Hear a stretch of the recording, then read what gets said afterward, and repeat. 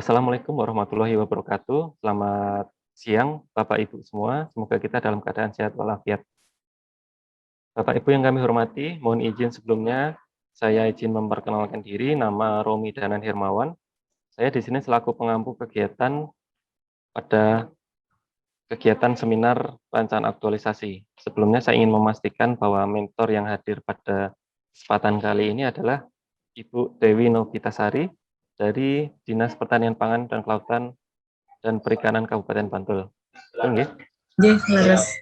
Baik, terima kasih Ibu. Sama-sama. Oke, baiklah sebelum kegiatan ini kita mulai, marilah kita awali dengan berdoa menurut agama dan kepercayaan kita masing-masing. Berdoa dimulai. Cukup, terima kasih. Bapak Ibu yang kami hormati, pada kesempatan kali ini akan dipaparkan rancangan aktualisasi pelatihan dasar CPNS Angkatan 4 tahun 2021 atas nama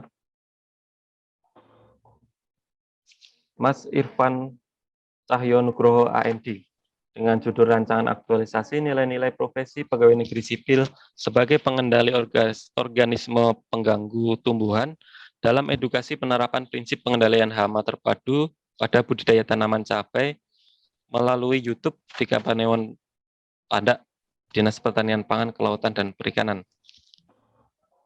Leres nggih? Di Kapanewon Pandak. Baik, terima kasih Mas Irfan. Bapak Ibu mentor yang kami hormati, selanjutnya akan kami perkenalkan terlebih dahulu coach seminar kita pada siang hari ini, yaitu Bapak Tantowi Jauhari, SAP MPA.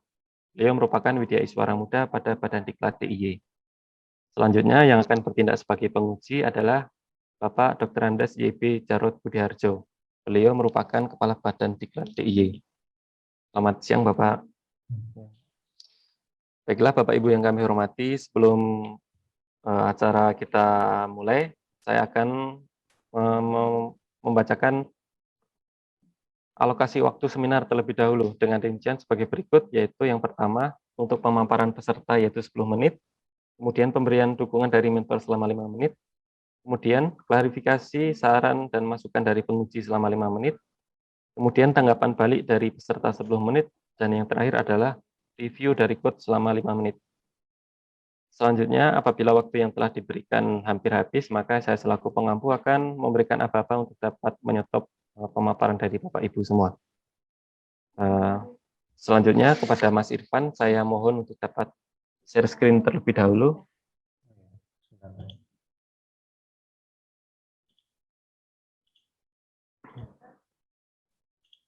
Monggo, share screen-nya, Mas. Ya, baik. Oke, udah nampak. Baik, terima kasih. Bapak Ibu yang kami hormati, selanjutnya saya persilakan kepada peserta seminar untuk dapat memaparkan rancangan aktualisasinya. Kepada Mas Irfan Cahyonugroho, kami persilakan 10 menit, mulai dari sekarang. Baik, sebelumnya, Assalamualaikum warahmatullahi wabarakatuh.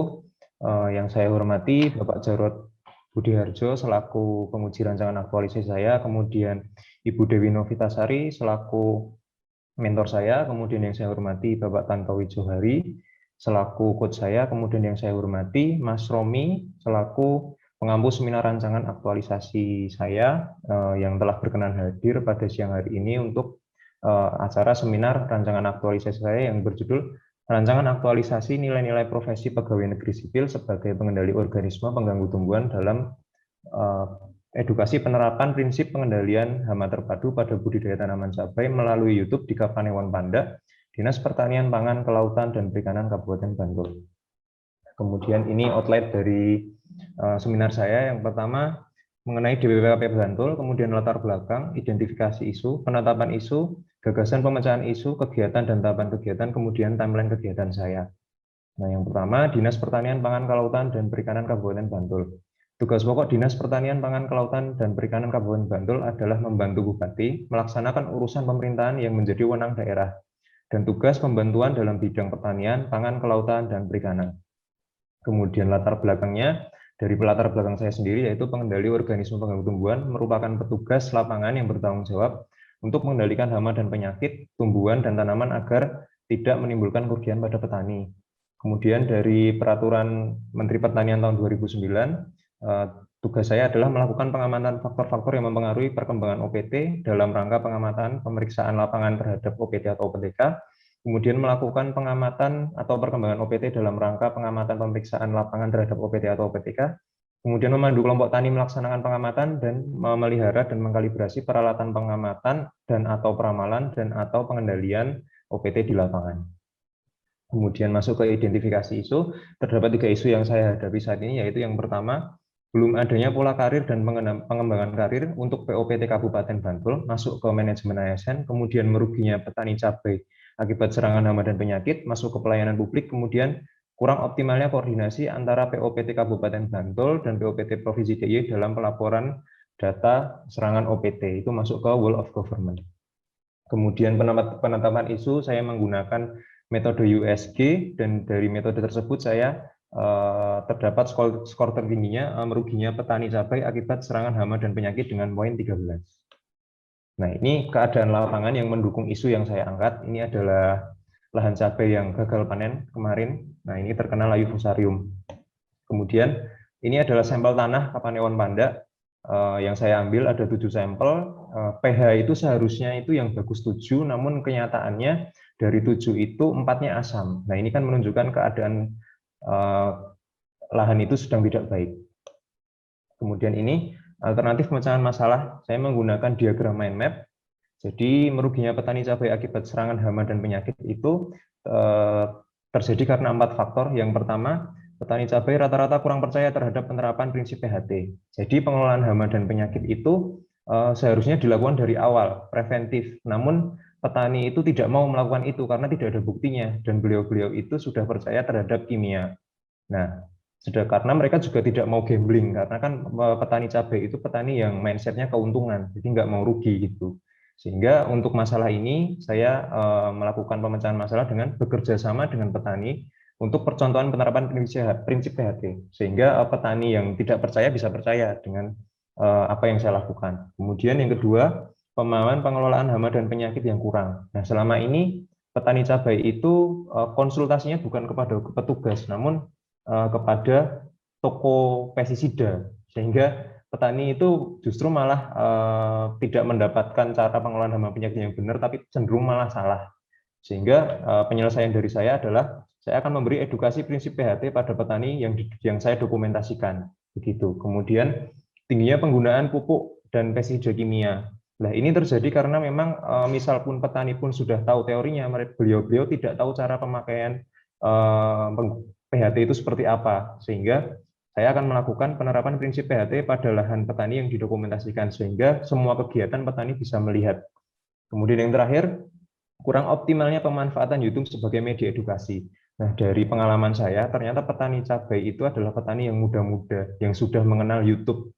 Nah, mereka banyak belajar dari YouTube juga, cuman di YouTube itu banyak informasi yang tidak bisa dipertanggungjawabkan. Jadi justru mereka malah terjerumus gitu dengan ilmu-ilmu yang tidak benar.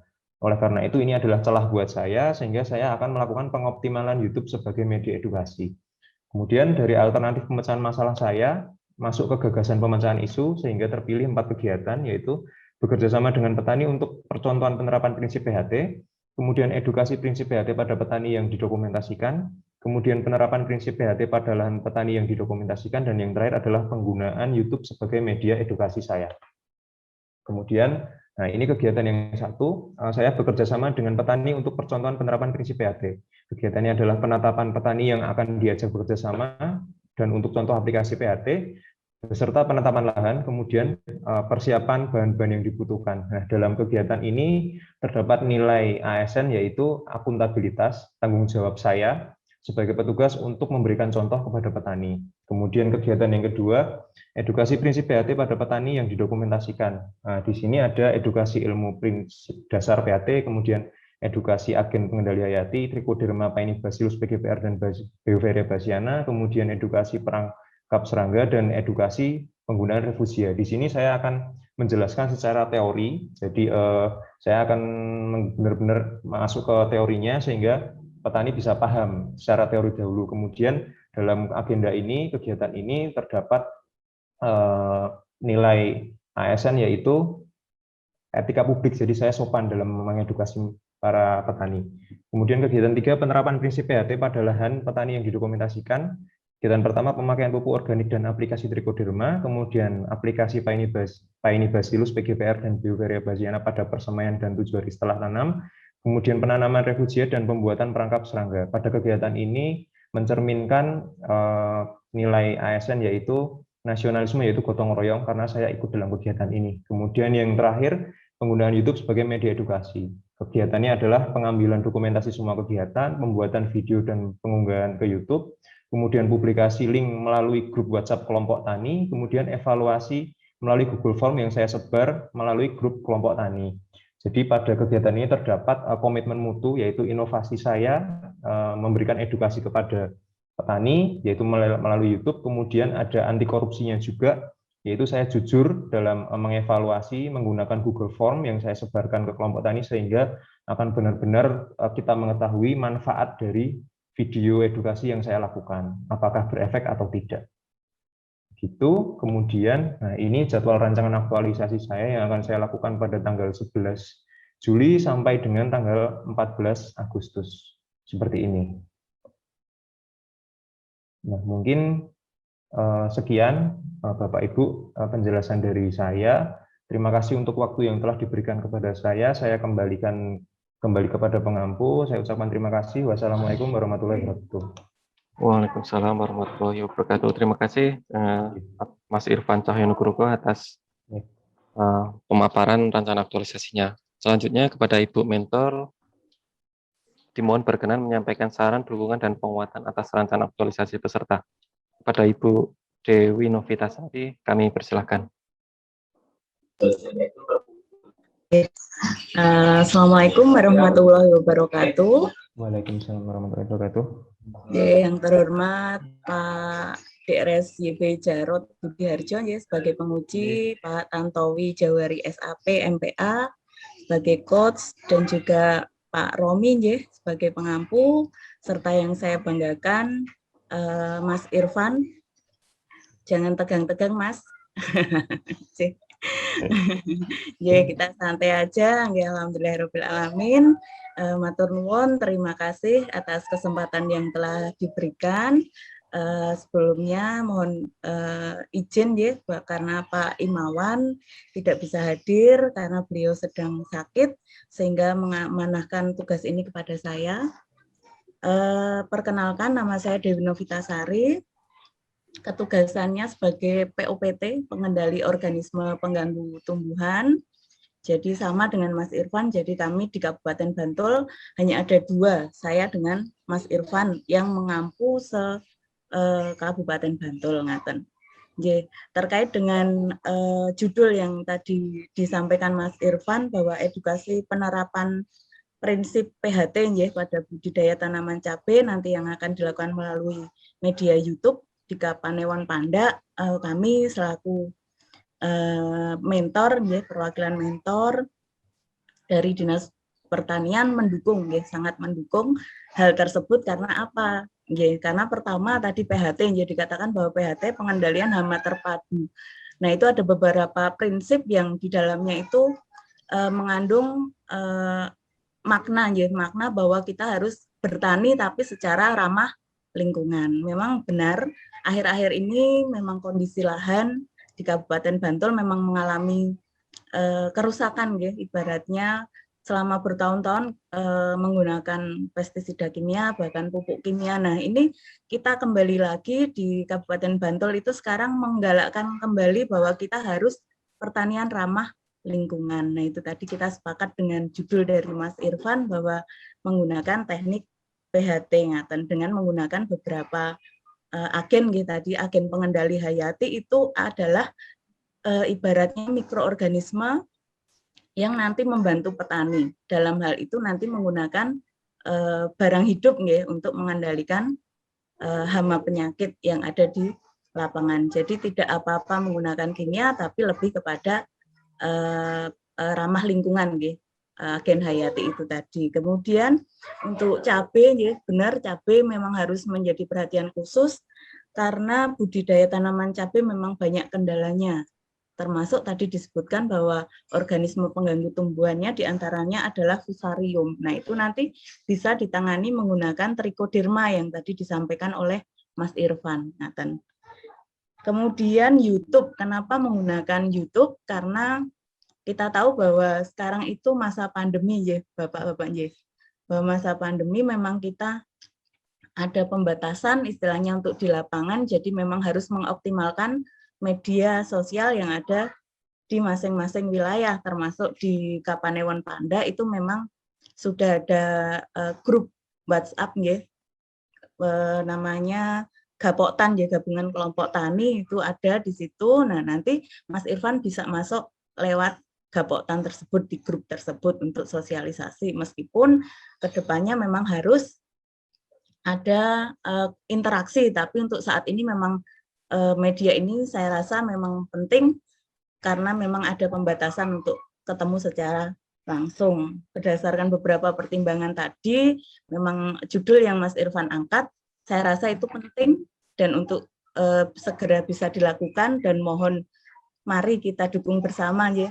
Semoga tadi rancangan aktualisasinya bisa berjalan lancar ke depannya sehingga nanti bisa meningkatkan produksi pertanian yang ada di Kabupaten Bantul. Saya rasa itu dari saya akhiri. Wassalamualaikum warahmatullahi wabarakatuh. Semangat Mas Irfan. Waalaikumsalam warahmatullahi wabarakatuh. Waalaikumsalam warahmatullahi wabarakatuh. Terima kasih Bu Mentor, Bu Dewi Novitasari yang telah memberikan saran, dukungan, dan penguatan terhadap rancangan aktualisasi peserta. Selanjutnya kami mohon kepada Bapak Penguji, Bapak Jarod Budiharjo untuk dapat berkenan menyampaikan klarifikasi, pertanyaan, dan saran atas rancangan aktualisasi peserta. Kepada Bapak Jarod Budiharjo kami persilakan. Terima kasih Mas Romi. Selamat siang, salam sejahtera untuk kita semua. Yang saya hormati Bu Dewi Novitasari selaku mentornya Mas Irfan, yang saya hormati Pak Coach, Mas Tantowi Johari, yang saya hormati Mas Romi selaku pengampu, dan yang berbahagia Mas Irfan Cahyo Nugroho. Jenengan kok kita tegang banget ya Mas Irfan. Waktu 10 menit gitu, Pak. Mbak senyum kita tegang banget ya. Wah. Nah kalau senyum gitu kan jadi nyaman gitu loh. Keburu-buru Pak. Neng YouTube saya jadi YouTuber mah metu jadi PNS nanti. Sugih saka YouTube. Jangan Pak, yang dapat susah Pak. Profesine ASN ki malah terus ming dinggo apa istilahnya nggo projo wae, penghasilannya saka YouTuber ini. Baik. Oke, ini ide-ide kreatif ya. Banyak upaya yang bisa dilakukan ini sangat kreatif yang mendukung ke inovasi ya. Namun ada catatan saya beberapa. Tadi kan sudah disampaikan ada BAG Gapoktan ya, kelompok pertanian ya, Gapoktan itu lembaga gabungan kelompok tani. Gabungan kelompok. Itu kira-kira ada berapa ribu orang di sana? Kalau berapa ribunya nggak sampai beribu-ribu sih Pak, paling cuma berapa puluh gitu. Oh begitu. Satu Gapoktan rata-rata anggotanya berapa? Kalau gabungan kelompok tani itu kan gabungan dari kelompok tani yang kecil-kecil Pak. Ya, satu kelompoknya berapa rata-rata? Satu kelompoknya itu mungkin sekitar 40-an lah Pak, 30-40. 40 kali 40, 1.600 petani lah kira-kira. Yang pertanyaan saya gini, jenengan kan akan melakukan edukasi penerapannya lewat YouTube.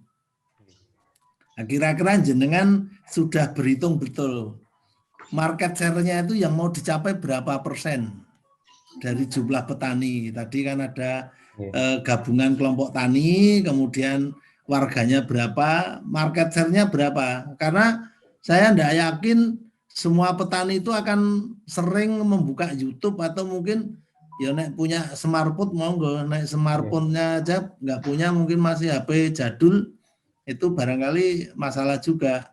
Sehingga jenengan kan mestinya punya data Gapoktannya ada sekian kelompok gabungan, tuh satu kelompok rata sekian, sehingga ada sekian petani.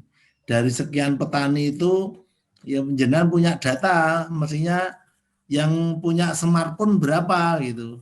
Sehingga ketika jenengan punya target market share-nya, mau berapa persen, 100%, 90%, atau minimalis 60%, itu jenengan bisa kira-kira sampaikan, kira-kira akan disasar sekian orang itu. Itu yang pertama. Kemudian jadwal, apakah ketika konten apa ya, masalah edukasi itu kan sebaiknya ya banyak gitu loh. Ada berapa paket atau berapa konten gitu. Kalau hanya itu melulu buka pisan sesuk wegah meneh. Kecuali kalau terbentur, wah bisa aku tahu buka, goleki lagi.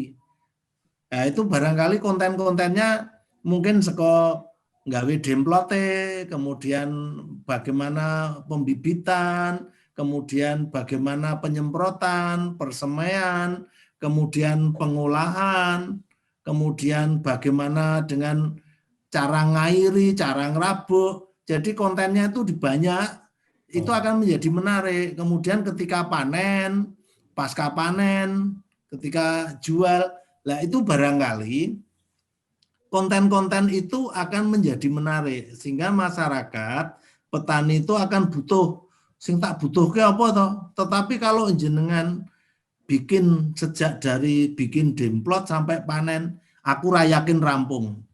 Karena jenengan itu cuma berapa hari sih diklatnya? Nah, itu kan berarti satu lahan itu kan nanam lombok itu paling enggak kan 65 hari. Jenengan diklatih ra genep sesasi, rampung.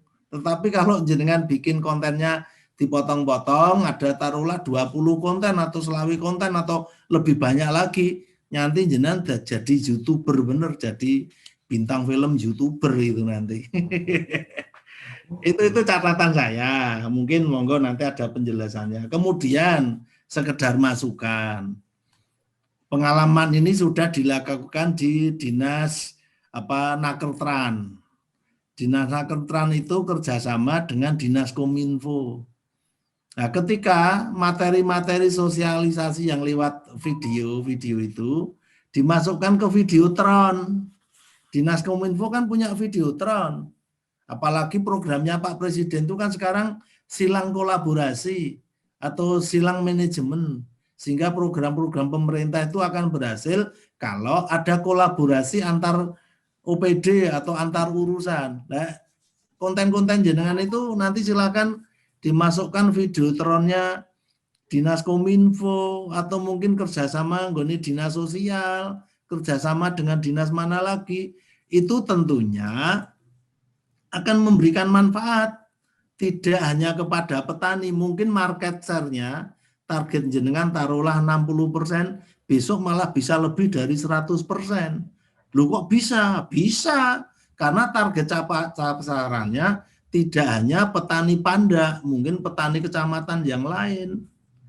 Dan lewat dinas sosial itu kan mungkin iso sak Indonesia Raya. Itu barangkali silang kolaborasi jenengan rancang, jenengan bangun lewat OPD mana. Pertama mungkin lewat Dinas Kominfo, selanjutnya lewat Dinas Perindakop, lewat dinas mana lagi yang kaitannya berdekatan dengan mewujudkan ketahanan pangan. Kiranya catatan saya itu dan mohon tanggapannya, tadi ada beberapa terkait dengan data-datanya seperti apa, kemudian market share, kemudian strateginya seperti apa, sehingga jenengan ketika pakai YouTube itu harus punya strategi. Kalau jenengan tidak punya strategi, ya tentunya akan, bahasa saya agak kasar, mubazir kira-kira. Oke, terima kasih. Kami kembalikan, mohon respon dan tanggapannya.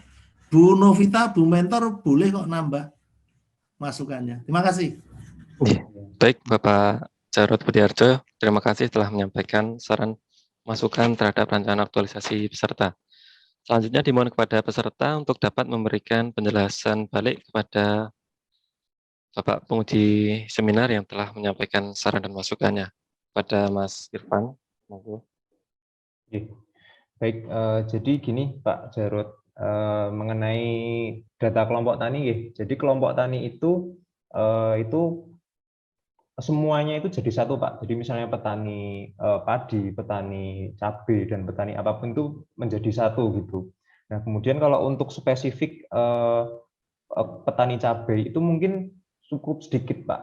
Karena memang resikonya luar biasa kan, Pak. Nah, maksud saya membuat ini lebih banyak lah. Sangat berbeda, Pak, berlipat-lipat kali. Nah, karena itu jadi mungkin kalau untuk targetnya tetap mungkin saya ke petani cabainya dulu, mungkin saya cari datanya siapa saja yang menanam, nanti target saya ya berdasarkan itu dalam kelompok tani itu terdapat berapa yang menanam, itu akan saya cari lagi detailnya seperti apa. Targetnya berarti 100% populasi ya? Insya Allah, karena jumlahnya tidak terlalu banyak. Karena wilayahnya kecamatan tidak terlalu besar. Jadi nanti saya akan cari tahu efeknya nanti sejauh apa gitu. Begitu. Terus kemudian terkait dengan video mungkin pembuatannya saya ya mungkin nggak terpikir nggih Pak, idenya jenengan tadi yang dipotong-potong gitu. Tapi memang kalau untuk pembuktiannya memang kemarin juga saya sudah konsultasi dengan Ibu Dewi, itu memang diminta untuk yang pembuktiannya itu bisa dalam waktu dekat gitu. Jadi kan karena saya pembuktiannya hanya mungkin bukan hanya tapi mengamankan dari serangan hama dan penyakit, jadi saya akan memperlihatkan kalau misalnya pakai Paenibacillus, kalau misalnya pakai Trichoderma, dalam jangka waktu sekian itu pertumbuhannya terserang tidak. Nah kan biasanya kalau tidak pakai seperti itu, baru tanam pun sudah kena Pak biasanya. Apalagi musimnya ini seperti ini, hujan enggak. Budiding ya musim. Musimnya tidak jelas Pak. Jadi memang penggunaan agensi HYD itu sangat penting. Nah itu masukan dari Ibu Dewi kemarin seperti itu. Jadi pembuktian saya mungkin 1 minggu setelah perlakuan atau 2 minggu setelah perlakuan. Jadi dalam waktu 1 bulan itu bisa terselesaikan semua Pak. Tapi mungkin ke depan akan saya potong-potong kemungkinan Pak. Seperti yang Bapak sampaikan. Jadi nanti di dalam channel YouTube saya, jadi saya buat bikin channel nanti ada banyak konten. Ya mungkin itu lebih enak juga Pak saya bikinnya. Itu lebih efektif. Nanti jenengan jadi YouTuber petani Bantul, nanti yang wilayah pemantau jenengan wes iso beribu-ribu jenengan. Pak, insya Allah. Jadi pasif income itu nanti. Insya Allah Pak. Jadi begitu. Terkait terus kemudian bekerja sama dengan Kominfo ya Pak dan dinas-dinas terkait lainnya. Nanti saya jujur belum pernah Pak melakukan itu, tapi nanti waktu aktualisasi coba saya cari tahu Pak bagaimana caranya. Insya Allah kalau misalnya saya menemukan, saya akan melakukan. Harus Mas. Oh gitu. Harus. Nanti jenengan matur sama kepala dinas. Dewi Novitasari, kena jenengan sing komunikasi ya ora iso kadoan. Nah itu maksudnya Pak. Kepala dinas jalan. Kebijakannya presiden masa ora diaman nggih. Pak, saya catat Pak. Pun itu tanggapan dari saya Pak. Makasih. Baik, cukup Mas Irfan. Cukup. Baik, terima kasih Mas Irfan atas tanggapannya. Selanjutnya saya mohon kepada coach kita Bapak Tantowi Jauhari untuk berkenan menyampaikan review atas saran yang telah disampaikan oleh mentor maupun penguji. Kepada Pak Tantowi Jauhari kami persilahkan. Baik, terima kasih Pak Romi. Yang saya hormati Bapak penguji, Bapak Jarot. Kemudian yang saya hormati Ibu mentor, Ibu Dewi. Dan yang saya hormati dan yang saya banggakan Mas Irfan Cahyo Nugroho. Selamat Mas Irfan. Sudah pesan Bapak penguji tadi jangan terlalu tegang-tegang. Udah ketok guyu-guyu sekarang. Iya Bapak. Tadi dikejar 10 menit Pak. Baik, alhamdulillah sudah selesai dalam tahapan paparan dan tadi terima kasih dari Ibu mentor sudah memberikan penguatan, kemudian pesan-pesan terkait bagaimana rancangan aktualisasi nanti bisa dijalankan dengan baik. Dan tentu Mas Irfan terus komunikasi dengan Ibu mentor ya, agar nanti aktualisasi bisa berjalan dengan lancar. Dan tadi ada banyak hal yang disampaikan oleh Bapak penguji, yang itu semua nanti dalam konteks bagaimana aktualisasi panjenengan itu bisa menjadi lebih sempurna dan jauh lebih baik. Yang pertama tadi terkait dengan target, jenengan pastikan ya, apakah 100% atau seperti apa, mohon nanti dikomunikasikan lebih lanjut. Karena nanti Bapak penguji akan menagih gitu. Kalau jenengan menyampaikan 100%, Bapak penguji akan menagih 100%. Jadi mohon dipastikan dulu kesanggupan panjenengan. Tapi semakin presentasinya semakin tinggi, tentu semakin bagus. Kemudian terkait data-data, jika ada data-data yang perlu dilengkapi nanti bisa dilengkapi dan lain sebagainya untuk melihatkan sejauh mana nanti perubahan yang bisa panjenengan lakukan terkait dengan aktualisasi ini. Kemudian tadi terkait dengan konten YouTube itu saya setuju sekali dan sangat menarik. Terima kasih Bapak penguji. Nah, itu bisa menjadi apa namanya ya, ide awal dari Mas Irfan. Jadi termasuk dalam konteks membuat konten yang sekarang. Bagaimana konten yang sekarang itu nanti di konten-konten berikutnya semacam bersambung gitu ya, atau orang yang nonton tuh penasaran, oh besok apalagi ya gitu, besok apalagi ya. Jadi menarik sekali tadi yang disampaikan oleh Bapak penguji, Bapak Kaban, sehingga harapannya nanti itu bisa menjadi passive income ya, seperti yang Bapak penguji sampaikan. Dan yang lebih lanjut nanti monggo panjenengan komunikasi dengan pimpinan ya terkait dengan apa namanya kerjasama lintas sektor itu ya Bapak. Mungkin lebih tahap awal mungkin untuk kolaborasi silang itu mungkin ke Kominfo seperti apa bentuk dukungannya dan lain sebagainya. Saya rasa kalau konten panjenengan bagus tidak ada alasan bagi Kominfo untuk menolak ya, apalagi tadi disampaikan ini amanah Presiden. Mungkin itu yang bisa saya sampaikan. Sekali lagi terima kasih Bapak penguji atas penguatan dan masukannya. Begitu juga dengan Ibu mentor. Saya kembalikan ke Pak Romi. Oke, mungkin sekedar masukan. Baik, monggo Pak. Kalau jenengan jadi YouTube, besok iso nyanyi Baim loh. Baim yang mana nih Pak? Lewat gitu. Atta Halilintar Pak. Nah, lewat. Baik, terima kasih kepada Bapak Tanto Wijari yang telah berkenan menyampaikan review atas saran dan masukan yang telah disampaikan. Selanjutnya kepada peserta seminar, apakah masukan saran yang telah disampaikan oleh penguji, mentor, dan coach dapat diterima?